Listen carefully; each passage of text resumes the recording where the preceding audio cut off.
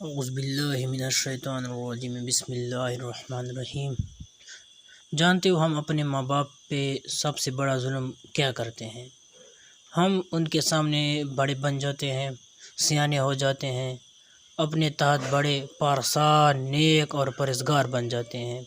وہی ماں باپ جنہوں نے ہمیں سبق پڑھایا ہوتا ہے انہیں سبق پڑھانے لگتے ہیں، ابا جی یہ نہ کرو، یہ غلط ہے، اماں جی یہ آپ نے کیا کیا، آپ کو نہیں پتہ، ایسے نہیں کرتے، ابا جی آپ یہاں کیوں گئے، اماں جی پھر گڑبڑ کر دیا آپ نے، سارے کام خراب کر دیتی ہے آپ۔ اب کیسے سمجھاؤں آپ کو؟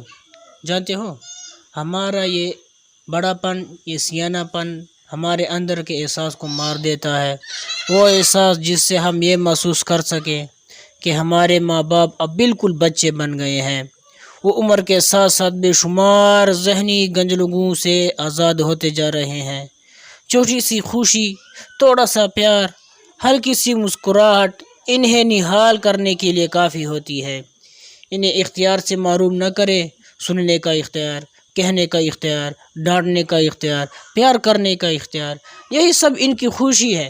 چھوٹی سی دنیا ہے، ہمارے تلخ رویوں سے وہ اور کچھ سمجھے یا نہ سمجھے، یہ ضرور سمجھ جاتے ہیں کہ اب وقت ان کا نہیں رہا۔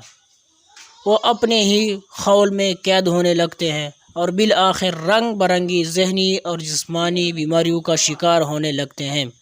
اس لیے اگر ماں باپ کو خوش رکھنا ہے تو ان کے سامنے زیادہ سیانے نہ بنے، بچے بن کے رہیں تاکہ آپ خود بھی بچے رہیں۔ میں ان کو خانوں میں